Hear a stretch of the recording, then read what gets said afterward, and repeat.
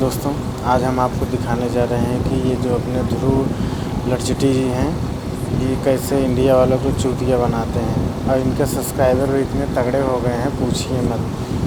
तो चलिए शुरू करते हैं। तो इनका अगर पूछो करें कि हाँ, इनकी बायोपिक अगर हम देखें, नेट पे सर्च किए करके हम निकाले थे इनका बायो, तो भी हम ये दिखाने जा रहे हैं कि ये जो हमारी मतलब नदी के अभी हम वीडियो क्लिप डालेंगे, जो कि ये हमारे महाकुंभ के समय में इन्होंने बनाया था कि कैसे भारतीय नदियाँ मतलब कि जो है गंगा जी हैं, इनका पॉल्यूशन कितना ज़्यादा है, ये वो करके डाले थे।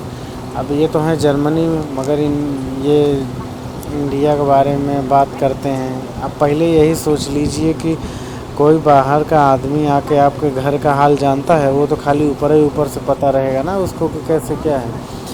तो यही हाल इनका भी है। ये जर्मनी में बैठ के इंडिया पॉलिटिक्स का पूरा हाल बताते हैं।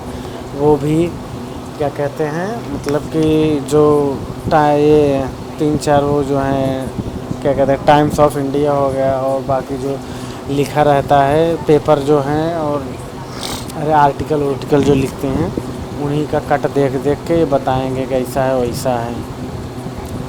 तो ये अपने जर्मनी का तो इनको हाल पता नहीं है। हमने जर्मनी वाला निकाला था डेटा। जर्मनी में मतलब 4 मुख्य नदी हैं। पहला है राइन, एल्बे, 3 ही हैं, मतलब राइन, एल्बे और डेन्यूब। जर्मनी में नदियों में प्रदूषण में बहुत चिंता का विषय है और अध्ययनों से पता चला है कि नदियों में कार्बनिक प्रदूषण, माइक्रो प्लास्टिक्स और कूड़े का स्तर बहुत अधिक है। और वेरा जैसे अपशिष्ट नदियाँ पोटास खनन से होने वाले नमक प्रदूषण से भारी रूप से प्रभावित हैं।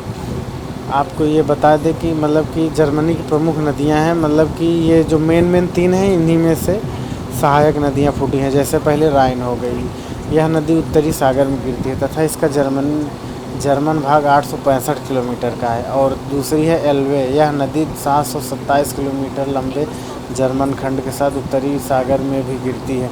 और तीसरा है जो डेन्यूब बताए हैं, यह नदी 687 किलोमीटर लंबे जर्मन खंड के साथ काला सागर में गिरती है।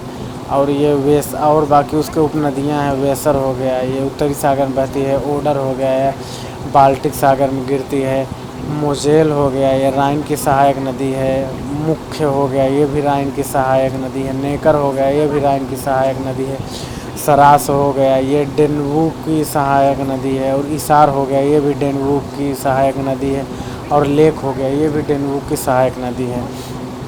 तो आपको बता दें कि किन नदियों में जो अध्ययन करके बताए हैं कि एल्वे, वेसर, एलर और एम्स नदियों के अध्ययन में कीटनाशकों और औद्योगिक रसायनों सहित कार्बनिक प्रदूषण का उच्च स्तर पाया गया है। इसमें माइक्रो प्लास्टिक भी पाया गया है। अध्ययन से ये भी पता चला है कि जर्मनी के जलीय वातावरण में माइक्रो प्लास्टिक पर अनुसंधान में वृद्धि हुई तथा ग्रामीण क्षेत्रों की तुलना में शहरी क्षेत्रों में इसकी सांद्रता अधिक पाई है। सांद्रता मतलब डेंसिटी ज़्यादा पाई है। और कूड़ा फैलाना मतलब जर्मनी की नदियाँ विशेष रूप से मतलब राइन और ये कूड़े कचरे के नमूने लेने वाले स्थलों के प्रतिशत बहुत अधिक है, जिनमें प्लास्टिक और सिगरेट के टुकड़े आम हैं।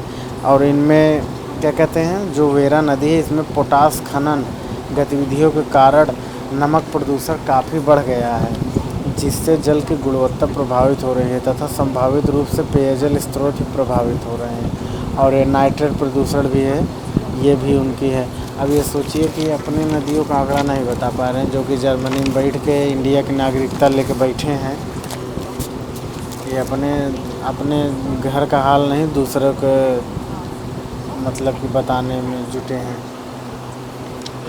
अरे यार, ये अपने इंडिया में कहावत नहीं है कि क्या कहते हैं, बाप बड़ा निहारे में बेटवा का नाम पावर हाउस। वही हाल इनकर भी है। बैठ के जर्मनी में इंडिया का बता रहे हैं कि ऐसा है वैसा है। इनकी काफ़ी वीडियो हैं। अभी हमने ये नदी वाला वीडियो बनाया है, अगर आप हेल्प करेंगे तो हम और इनका वीडियो बनाएंगे। जो अपने ये केजरीवाल पे बनाए थे ना कि बहुत अच्छी पॉलिटिक्स करते हैं, क्या कहते हैं, बहुत अच्छा ये स्कूल बनाए थे, बहुत अच्छा ये मोहल्ला क्लिनिक किए थे, मगर अब ये हार के बैठ गए हैं। तो इनके ऊपर अभी वीडियो नहीं आ पाए हैं, केजरीवाल के ऊपर लाए हैं कि इतना अच्छा पॉलिटिक्स करने के बाद कैसे ये हार गए। इसके ऊपर भी इनको बोल दीजिए वीडियो बनाने का। और एक वीडियो बनाए हैं पहलगाम अटैक पर, उसका भी लाएंगे वीडियो। चलिए फ़िलहाल अभी इतना ही। ठीक है, नमस्कार।